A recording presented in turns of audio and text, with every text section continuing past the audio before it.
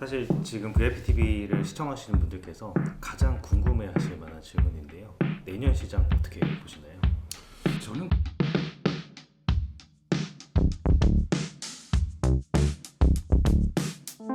네, 안녕하세요. VIPTV 시청자 여러분. 저는 월간 한가투 12월호 진행을 맡은 사회자 전용재입니다. 안녕하세요, 박영수입니다.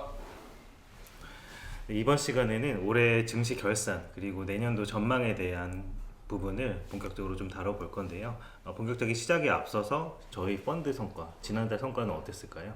끝없이 오를 것 같았던 코스피가 잠시 숨고르기에 들어갔던 시간이었었습니다. 환율이 1,400원대를 넘으면서 외국인들이 환차선을 우려해서 매도했던 영향도 있었고요. AI 버블론이라든지 아니면 생각보다 금리가 빨리 떨어지지 않겠다라는 그런 우려감들이 이제 동시에 이제 작용을 하면서 코스피는 월간 단위로 4.4% 정도 하락을 했고요. 한가투 펀드는 마이너스 1.2% 정도를 기록했습니다. 코스피가 마이너스 4.4% 정도 떨어졌을 때 조정을 받았을 때 저희 펀드가 좀 올라줬으면 좋았을 텐데 그렇지 못했네요. 상대적으로 선방하긴 했지만 사실 9월, 10월 달에 이제 많이 오르지 못했으니까 올라줬으면 더 좋았겠다라는 생각이 드는 것도 사실인데요. 지난 영상에서도 한번 얘기 드린 적이 있지만 아무래도 시장에 쓸려갈 때는 주식이다 보니까 같이 쓸려가는 측면이 있습니다. 하지만 장기적으로 보면 결국은 주도주가 바뀌고 색깔이 바뀌고 이런 가운데서 나중에 저희 종목들이 다시 탄력을 받는 것들이 시간이 필요한 영역이니까요. 좀 더 긴 호흡을 가지고 바라봐 주시면 감사하겠습니다. 그러면은 올해 코스피 시장에 대해서 결산을 한번 해보겠습니다. 올해 코스피가 유례없는 상승을 이뤘던 해였는데요. 연초만 하더라도 코스피의 이런 큰 상승을 기대하시는 분들은 거의 없었을 겁니다. 어떤 일이 있었을까요? 작년 말에 이 시기쯤에 우리나라 증시에서 제일 유행했던 말이 뭔지 아세요? 국장 탈출은 진행수. 맞습니다. 왜냐하면 작년 11월, 12월이 한국장을 떠나서 미국 주식을 하겠다는 분들이 가장 큰 폭으로 늘어났던 때가 이때였었습니다. 작년 11월에는 무슨 일이 있었냐 하면 트럼프 대통령이 당선이 되면서 예전에 2018년 트럼프 1기 때 우리나라 주가가 한 18% 정도 빠졌거든요. 미중 무역 분쟁 같은 게 또 일어나겠구나 하는 그 우려 때문에 작년 11월 주가가 한 마이너스 5% 정도 빠졌었고요. 작년 12월에는 비상계엄이 있었고 그 다음에 무한 사태 등이 있었잖아요. 그런 것들이 겹치면서 우리나라 증시에 대해서 굉장히 비관적으로 보시는 분이 되게 늘어났었던 때가 이때였었습니다. 근데 사람들의 예상과 달리 1월부터 코스피 주가가 5%가 올랐습니다. 우리나라의 저평가 매력을 제일 먼저 알아본 건 역시 우리나라의 기관 투자자들이었는데요. 1월에서 5월까지 코스피 지수가 12.6% 정도 올랐거든요. 이걸 끌어올린 게 우리나라 기관들이었습니다.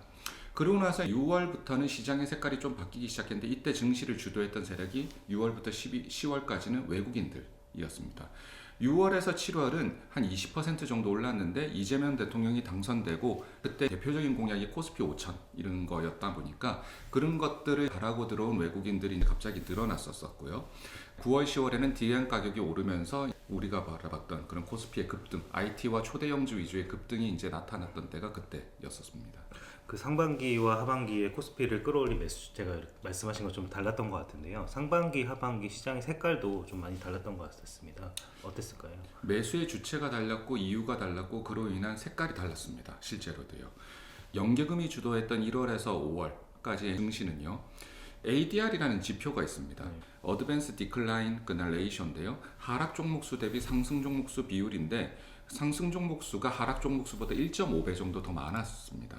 다양한 내러티브와 다양한 테마를 가진 종목들이 고르게 올랐던 장이 상반기의 색깔이었어서 하반기에 외국인들이 주도하면서는 아무래도 초대형주, IT 이런 특정 섹터 위주로 오르다 보니까 ADR이 70%까지 이제 떨어지기도 했었는데요. 코스피는 4,100을 넘는데 하락 종목수가 더 많았던 되게 특이했던 장이 이제 펼쳐졌던 게 하반기였습니다. 9월달, 10월달에 말씀하신 것처럼 무섭게 반도체 종목들, 특히나 SK하이닉스, 삼성전자 이런 두 종목들이 엄청나게 상승을 했는데요. 11월달 들어서는 조금 주춤한 상황입니다. 반도체는 대규모 캐펙스 투자를 하는 업종이잖아요. 글로벌 유동성과 금리의 영향을 많이 받을 수밖에 없고 9월달, 10월달에 많이 올랐던 것도 9월달에 드디어 미국이 예상치 않게 12월에 금리 인하를 할 거다라는 그런 기대감이 되게 컸었던 때였고요. 생각보다 내년도 글로벌 그 유동성이 올해만큼 크게 늘어나지는 않겠다라는 그런 우려들이 이제 많이 생기는 거, 그 기대감이 좀 꺾였던 것 같습니다. 미국이 12월에 금리 인하를 한과는 별개로요. 한국하고 일본은 더 이상 금리를 낮추고 돈을 풀 수가 없는 상황이 된 겁니다. 환율이 너무 절하가 돼버린 케이스가 됐고 부동산 값은 오르고 일본 같은 경우 소비자 물가도 이제 치솟고 있는 그런 상황이거든요. 그러다 보니까 일본은 오히려 금리를 올려야 되는 거 아니냐 이런 얘기까지도 나오고 있고요. 다음에 미국도 보면 작년 9월부터 지금까지 150bp가 낮춰졌거든요. 그런데 10년물 국채 금리는 작년 9월부터 지금이 더 높습니다. 인플레의 우려가 사라지질 않은 거죠. 연준 의장이 뭐 바뀐다라고 하더라도 사람들이 예상했던 것만큼 빠르게 금리라든지 유동성이 늘기는 어려운 환경이 됐다라고 생각을 하고요. 두 번째는 매일같이 급등하던 D램 현물 가격이 드디어 이제 상승을 멈췄습니다. D램을 현물로 사는 사람들은 어떤 사람들이냐? 보통 스마트폰이나 PC 제조업자들이 이제 그 노트북의 성능을 업그레이드하기 위해서 그걸 사는데요. 그 제품에서 D램이 차지하는 비중을 우리가 밤 코스트라고 부릅니다. 근데 밤 코스트가 평균적으로 한 3.8%였던 것이 지금 9%, D램 가격이 더 오르면 12%까지도 올라가거든요. 그런데 이런 제조업자들의 평균 영업이익률이 5% 정도밖에 되지 않습니다. 그럼 이걸 감당할 수가 없는 거예요. 마진이 안 나오니까. 마진이 안 나오니까. 그러면 결국 가격을 올릴 수밖에 없습니다. 실제로 샤오미가 주력 스마트폰의 가격을 올렸고요. 델에서도 CEO가 직접 나와서 제품 가격을 올릴 수밖에 없다라는 얘기를 이렇게 했거든요. 가격이 올리면 아무래도 수요가 떨어질 수밖에 없다라는 거고요. 그런 것들이 그 연달아서 엮이면서 아무래도 그 11월 들어서 반도체 주가가 조금 주춤해진 게 아닌가 이렇게 생각을 합니다. 네. 사실 지금 VIPTV를 시청하시는 분들께서 가장 궁금해하실 만한 질문인데요. 내년 시장 어떻게 보시나요? 저는 급락을 하기는 쉽지는 않다. 왜냐 그러면 반도체주들이 내년에도 좋은 실적을 분명히 낼 거라고 다들 예상을 하고 있고 내수 경기도 살아나고 있거든요. 내년 이익에 대한 기대감이 지금 현재 주가에 반영이 또 돼 있다. 2,400에서 4,100까지 왔잖아요. 주식이라는 게 되게 무서운 게 주가가 오르면요. 조그만 노이즈에도 변동성이 되게 크게 발생을 할 수가 있습니다. 그래서 내년은 4,100을 좀 더 다져야 되는 시기가 아니었냐라는 생각은 들고요. 그리고 우리가 99년 이후로 2년 연속 주가가 급등했던 장이 없었습니다. 내년에도 지수가 급등하기보다는요. 지수는 숨고르기를 하는 가운데 사람들은 또 새로운 테마라든지 새로운 내러티브를 계속해서 찾지 않을까 그런 생각을 합니다. 그러니까 급격한 상승이 있었던 만큼 지금의 지수의 레벨을 좀 다지는 시간이 필요하다라고 말씀해 주셨는데 그럼 저희가 주목하는 섹터나 종목 같은 것들은 어떤 게 있을까요? 지금 4,100이잖아요. 네. 3,500에 투자할 수 있다 그러면 하실 것 같으세요? 4,100까지 오르는 건가요? 오른다는 보장하에. 근데 그럼 당연히 투자할 것 같습니다. 4,100까지 오른다는 보장은 모르겠지만 내가 지금 과거로 돌아가서 3,500에 투자할 수 있다 그런다면 저는 그냥 좀 더 마음 편하게 그쪽 기회를 택할 것 같거든요. 근데 실제 그렇게 할 수 있습니다. 코스피가 4,100포인트인데 그중에서 상위 10개 종목만 빼고 코스피를 산정하면 3,800이고요. 880개 종목 중에서 상위 50개만 빼고 계산을 하면 이게 3,500입니다. 그러니까 삼성전자가 코스피에서 차지하는 비중이 20%고요. 하이닉스가 12.6%. 그러니까 둘이 합치면 32.6%거든요. 많은 운용사들이라든지 기관 투자자들이 삼성전자, 하이닉스를 그만큼 가지고 있지 못했죠. 그러다 보니까 9월 달에 주식 액티브 펀드 중에서 코스피를 이긴 펀드가 한 자릿수 됩니다. 그 정도로 사람들이 이걸 비워놓고 있다가 급하게 채우는 과정에서 다친 종목들이 전사자들이 되게 많이 나왔습니다. 단기의 모멘텀이 없거나 안 그러면 3분기 실적이 그냥 기대 이하일 것 같은 것들은 다 버려졌던 때가 이제 9월, 10월이었던 때다 보니까 그러면 반대로 그런 종목들 중에서 괜찮은 것들 원래는 미끄러지지 않았어야 되는데도 불구하고 미끄러진 것들은 지금 사면 되게 좋잖아요. 3,500에서 시작할 수 있는 방법이 있다라고 생각을 하고요. 실적을 발표해서 그 오해를 실적으로 이길 수 있는 종목이라든지요. 새로운 내러티브가 붙을 수 있는 종목, 본격적으로 이제 앞으로 내년부터 나타날 자본시장 개혁의 수혜주가 될 수 있는 종목들을 지금 사두면 되게 좋을 때다라고 그렇게 생각을 합니다. 그러면 지금 저희가 주목하고 있는 종목 중에서 실적으로 오해를 이길 수 있는 종목은 뭐가 있을까요? 사람들이 성장이 끝났다라고 생각하지만 여전히 저희는 그래도 브랜드별로 보면 성장하고 있다라고 굳건히 믿고 있는 섹터 중에 하나가 뷰티입니다. 뷰티는 성장이 끝났다라는 생각 때문에 ODM 업체들 같은 경우는 지금 고점 대비 40%, 뭐 펌텍코리아 같은 종목들도 용기 만든 업체들도 고점 대비 30% 이렇게 떨어져 있고요. API 같은 종목도 11월 들어서 제일 많이 빠졌을 때는 한 22%까지 주가가 빠지기도 했는데요. 이게 여전히 절대 금액은 늘고 있고요. 그러니까 온라인을 넘어서 오프라인, 그 다음에 미국을 넘어서 유럽, 중동, 남미까지도 계속해서 한국의 K-뷰티는 넓게 퍼지고 있는 도중입니다. 그래서 지금 아마존 프라임데이가 끝났잖아요. 그리고 블랙 프라이데이도 끝났고 지금 크리스마스 쇼핑 시즌인데 사상 최대의 이익이 기대되는 종목들도 있습니다. 그래서 브랜드별로 물론 옥석 가리기가 굉장히 필요하지만 이미 낮아진 눈높이기 때문에 조그만 성장에도 분명히 시장은 반응할 수 있다. 이렇게 생각되는 종목들이 분명히 있고요. 그다음에 두 번째는 패션이죠. 몇 년 동안 이 패션 업체들이 다 죽을 썼습니다. 네. 근데 최근에 패션 업체들을 가보면 전부 상황이 좋습니다. 가장 큰 이유는 첫 번째는 내수가 이제 조금 더 살아나는 게 느껴집니다. 그 민생 쿠폰도 풀었고요. 그 다음에 최근에 주식해서 부자가 되신 분들도 있고 부동산이 올라서 부자가 되신 분들도 있고 그런 분들이 웰스 이펙트도 생긴 것들도 있고 그 다음에 외국인들이 많이 들어와서 마진율이 높은 그런 의류를 많이 사가는 그런 상황인 거죠. 최근 몇 년 동안 따뜻한 날씨 때문에 되게 4분기를 죽을 썼거든요. 네. 근데 올해는 10월 말에 한파주의보가 닥친 측면도 있는 추워졌습니다. 거죠. 네, 날씨도 도와줬었고요. 그런데 고정비는 이미 많이 낮춰놓잖아요. 그러니까 레버리지 효과가 생긴 거죠. 그래갖고 4분기 때 이미 패션 업체들이 두 자릿수 성장을 구가하고 있는 도중이거든요. 이거에 대한 기대감이 아무도 없다라는 것도 하나의 키포인트가 될 수 있습니다. 네, 지금 주목할 만한 섹터로는 뷰티 그리고 패션 쪽을 꼽아주셨는데요. 또 새로운 내러티브가 발생할 수 있는 섹터나 종목도 있을 것 같습니다. 어떤 게 있을까요? 최근에 보면 괌 같은데 비행기가 많이 비어 있다라고 얘기를 하잖아요. 일본 사람들도 하와이를 그렇게 좋아하는데 요즘 잘 안 갔거든요. 이유가 뭔지 아세요? 잘 모르겠습니다. 환율이 급등해서입니다.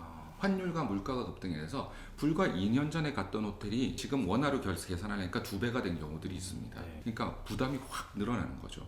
태국 바트와 비대해서도 원화가 많이 떨어져 있다 보니까 우리가 태국에 묵겠다라고 했을 때 태국이 비싼 나라였나? 이렇게 생각하실 수도 있는 상황이거든요. 그래서 우리나라 통화 가치로 봤을 때 제일 마음이 편한 국가는 일본 정도인 겁니다. 근데 반대로 생각해 보면요. 외국인들 입장에서 우리나라를 방문하기가 되게 좋아진 환경이 된 겁니다. 네. 환율이 떨어졌으니까요. 네, 원화 가치가 떨어졌으니까. 실제로요. 서울에 있는 호텔에 지금 평균 객실 점유율이 5성급 호텔 같은 경우는 90%를 넘었습니다. 근데 2027년까지 서울에 새로 들어오는 호텔 공급이 없습니다. 지금 우리나라 호텔의 객실 단가는 일평균 30만 원 정도 수준이라서 글로벌 평균 대비 낮은 편이거든요. 그럼 어떻게 될까요? 객실이 부족합니다. 외국인들은 계속 들어오고요. 그러면 객실 단가를 올리겠죠. 네. 그것들이 전부 다 호텔의 이익으로 다 잡혀버리는. 그래서 외국인들이 들어올수록 호텔 같은 쪽이 좋고요. 더 현대 같은 데 가보면 외국인 관광객들이 굉장히 많습니다. 네. 실제로 현대백화점에서 외국인이 차지하는 매출이 작년 대비해서 20% 정도 늘었거든요. 과거에는 명품 소비만 하던 외국인들이 최근에 마진율이 높은 의류들을 이제 많이 사면서 백화점 판매 증가율도 두 자릿수로 늘었고요. 그 다음에 카지노라든지 편의점 이런 것들도 외국인 관광 수혜주가 될 수 있다라고 생각을 해서 올해 4분기 내년도 1분기에 실적이 좋고 그 다음에 내러티브가 붙을 수 있는 업종으로 인바운드 라고 이렇게 생각을 합니다. 네. 지금 주목할 만한 섹터들을 좀 말씀해 주셨고요. 올해 시장을 다시 한번 좀 돌아보면은 상승세가 워낙에 좀 가파르다 보니까 이재명 정부에서 본격적으로 추진했던 자본시장 개혁 이게 상대적으로 좀 묻힌 느낌이 있습니다.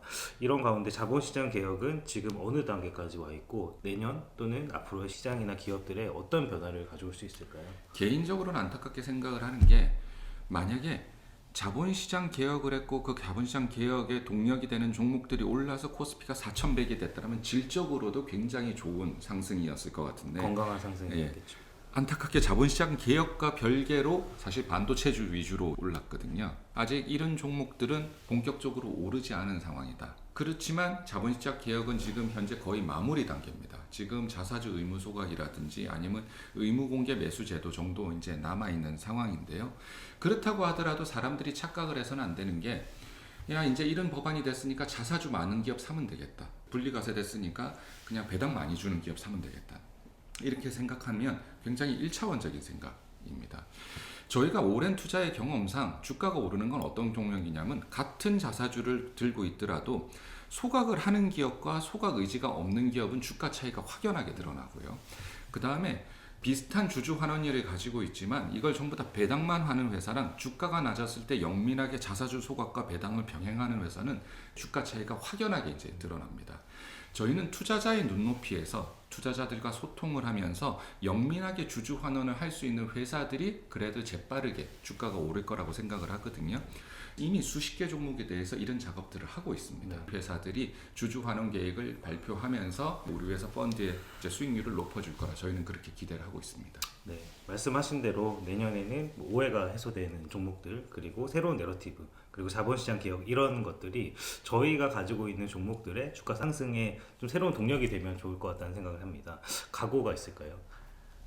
하반기 부진을 상반기에는 어떻게든 씻어야죠. 높아진 눈높이 때문에 시장이 더 가지 못하고 지수가 지지부진해지면 사람들은 새로운 실적이나 새로운 내러티브가 뭐냐에 대해서 주목을 하게 될 것이고 저희 종목들이 부각되지 않을까 이렇게 기대를 하고 있는데요. 그 사람들이 우리 회사 펀드가 그냥 답답한 가치주로만 가득 차 있다라고 생각하실 수도 있는데 그렇지 않습니다. 저희 회사 펀드를 보시면 LNC 바이오라든지 효성중공업 아니면 IT 소재주 아니면 아까 얘기 드렸던 인바운드 종목들 이렇게 날카로운 공격수들도 있고요. 그다음에 패션이나 뷰티라든지 아니면 자사주 소각기업 같은 든든한 수비수들이 멋지게 어우러진 펀드라고 말씀드릴 수 있을 것 같아요. 저희를 믿고 지금 주가 3,500에 투자할 수 있는 스페셜한 시츄에이션이라고 생각하거든요. 그래서 한번 좀 더 믿어봐 주시면 내년에는 저희가 어떻게든 짜릿한 역전승을 올릴 수 있도록 최선을 다하도록 그렇게 하겠습니다. 네, 저희가 지난 2월부터 이 월간 한가트라는 프로그램을 통해서 시청자분들과 펀드 운용 현황에 대해서 좀 소통을 해왔었는데요. 저희가 사실 좋았던 시기도 있었지만은 부진했던 시기도 있었습니다. 그 과정에서 최대한 저희가 운용에 대해서 투명하게 공유를 하려고 했고요. 그 과정에서 시청자분들께서 저희한테 뭐 질책도 해주셨지만 많은 격려를 해주셨기 때문에 저희가 좀 더 자신감 있게 말씀을 드릴 수 있었던 것 같습니다. 네, 내년에도 지금처럼 펀드 운용 성과를 투명하게 그리고 성실하게 공유드릴 수 있도록 노력하겠습니다. 추운 날씨 건강 조심하시고요. 저희는 내년에 좀 더 좋은 모습으로 찾아뵙겠습니다. 지금까지 사회자 전용재 박영수였습니다. 감사합니다.